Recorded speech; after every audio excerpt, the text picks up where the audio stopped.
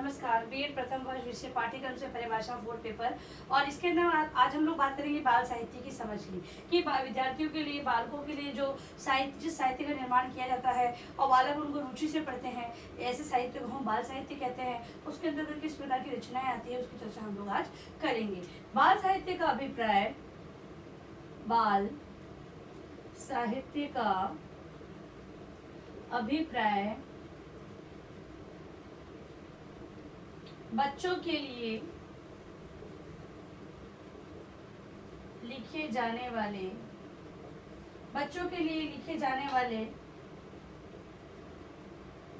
साहित्य से है। इसके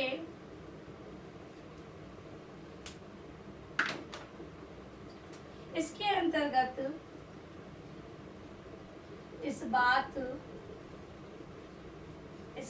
इस बात पर ध्यान देना जरूरी है किसी कहानी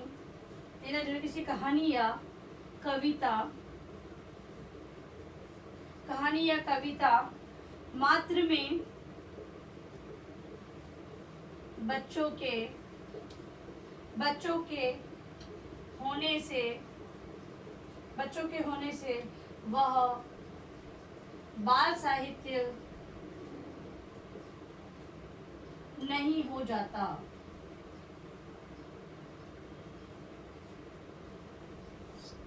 देखो, सबसे पहली बात इसमें बाल साहित्य की समझ हमें रखनी है कि जिस ऐसी कोई रचना या कहानी या कविता जिसके अंतर्गत केवल बच्चों के जो चित्र दे रखे हैं, बच्चों के बारे में बता रखा है, तो उनके बच्चों के होने से उसे हम बाल साहित्य नहीं कह सकते हैं। इसके लिए जरूरी है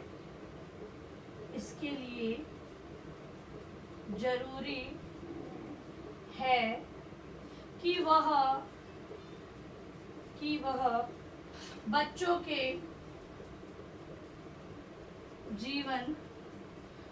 के जीवन से जुड़े अनुभवों,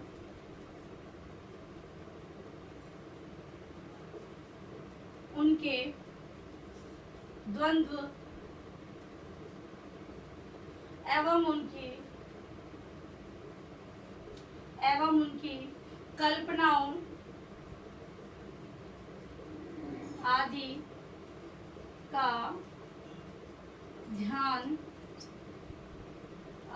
को ध्यान में रख कर बनाए गया हो।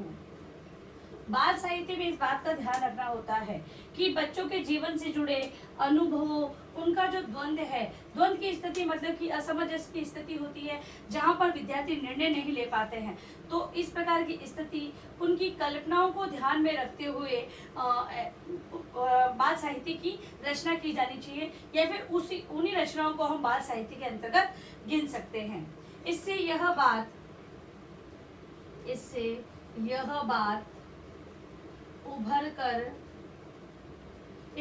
बात उभर कर आती है कि बच्चों व बचपन के बारे में एक समझ है।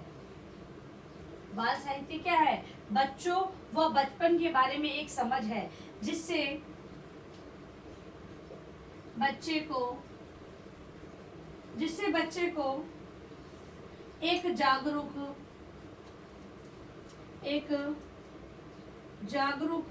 व जिज्ञासु इंसान के रूप में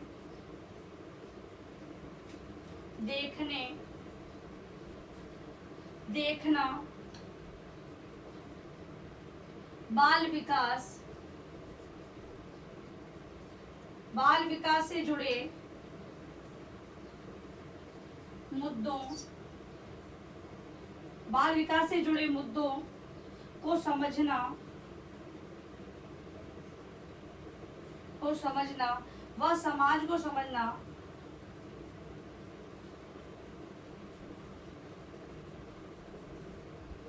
व समाज को समझना आदि बातें इसमें शामिल है। ठीक है, अगर बाल साहित्य की समझ है तो इन सारी बातों को ध्यान में देना बहुत ही आवश्यक है। जब तक कि हम लोग विद्यार्थियों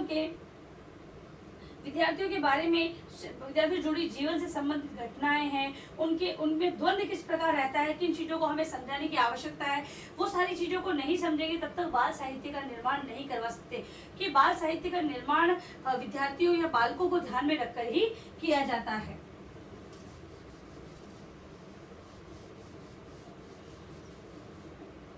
अगर हम इस दृष्टि से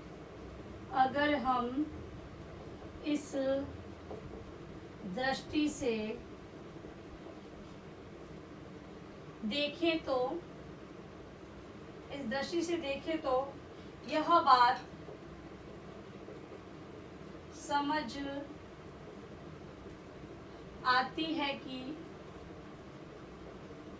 समझ आती है कि लिखित रूप में बाल साहित्य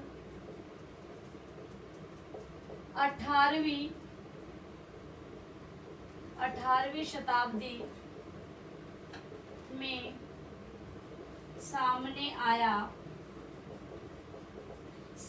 आया। इससे पहले बाल साहित्य का मौखिक रूप हमारे सामने था।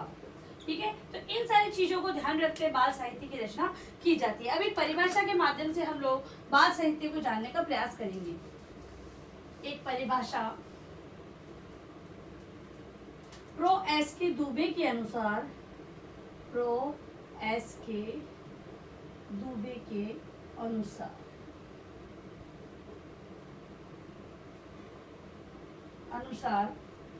बाल साहित्य का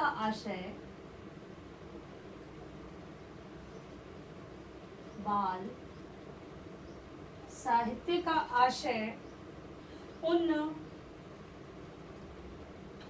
पुस्तकों,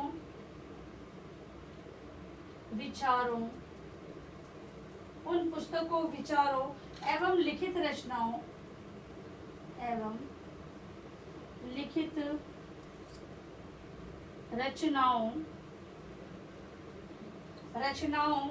से है जो कि बाल मनोभावों,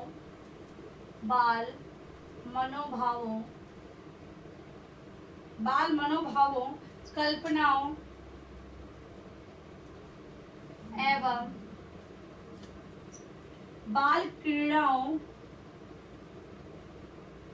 बाल क्रीड़ाओं को ध्यान में रखकर तैयार की जाती है तथा जिनका उद्देश्य छात्रों के स्वस्थ मनोरंजन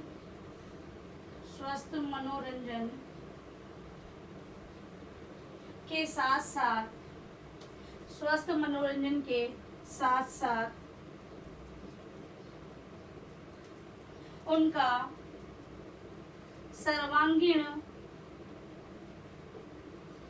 सर्वांगीण विकास करना भी होता है। देखिए, इस परिभाषा से हमें ज्ञात होता है कि बाल साहित्य का आशय पुस्तकों, विचारों एवं लिखित रचनाओं से है। ठीक है, जो बाल मनोभावों, कल्पनाओं एवं बाल क्रीड़ाओं को ध्यान में रखकर तैयार की जाती है। तो पूरी बात विद्यार्थियों या बालकों पर ही निर्धारित होती है बाल साहित्य के अंतर्गत, और इनका उद्देश्य स्वस्थ मनोरंजन के साथ साथ उनका सर्वांगीण, बालकों का सर्वांगीण विकास करना होता है। तो बाल साहित्य की अगर हम बात करें तो इसके अंतर्गत पुस्तकों, विचारों एवं लिखित रचनाएं होती है, और उसके अंतर्गत बाल मनोभावों, कल्पनाओं या क्रीड़ाओं को ध्यान में रखकर उसके अंतर्गत कृतियों को सम्मिलित किया जाता है। और उद्देश्य क्या होता है कि विद्यार्थियों के अंदर स्वस्थ मनोरंजन भी कैसा हो, स्वस्थ हो। ऐसा नहीं कि कुछ ऐसी घटनाएं या रचना उसमें सम्मिलित करती जाए जिससे कि विद्यार्थी है वो विचार ही करते रहें, या फिर अपना जो ये कहे कि लक्ष्य है शिक्षा का, वो शिक्षा के लक्ष्य को न प्राप्त करते हुए किसी और लक्ष्य की ओर आगे बढ़े। ऐसा नहीं होता है। स्वस्थ मनोरंजन को ध्यान में रखकर उनकी सर्वांगीण विकास को करने में सहायक होती है, सर्वांगीण विकास के लिए वो सहायक होती है। तो इस प्रकार हमने बाल साहित्य का अर्थ एवं परिभाषाओं को देखा। इसी को आप गृह कार्य के रूप में अपनी उत्तर पुस्तिका में लिख कर लेकर आए। ठीक है, तो गृह कार्य प्रश्न है आपका, बाल साहित्य का अर्थ एवं परिभाषा को समझाएं। देखिए, आप लोगों का जो प्रश्न होता है वो निबंधात्मक, यानी बाल साहित्य का एक पूरा 2.5 से 3 पेज का आपको उत्तर, 250 शब्द या 300 शब्द का उत्तर लिखना होता है। वो निबंधात्मक प्रश्न होता है। इसका उत्तर आपको लघुतात्मक उत्तर के रूप में निकल लाना है, केवल अर्थ और परिभाषा को ही बताना है। और अंत में इस महामारी के दौर में कम से कम ये आवश्यक कार्य होने पर आप लोग घर से बाहर निकले। बाहर निकलते तो 3 बातों का विशेष ध्यान रखें। मास्क लगाएं, सोशल डिस्टेंस बनाएं, हाथों को बार बार सैनिटाइज करते रहें, सुरक्षित रहे, सभी का ध्यान रखें। धन्यवाद।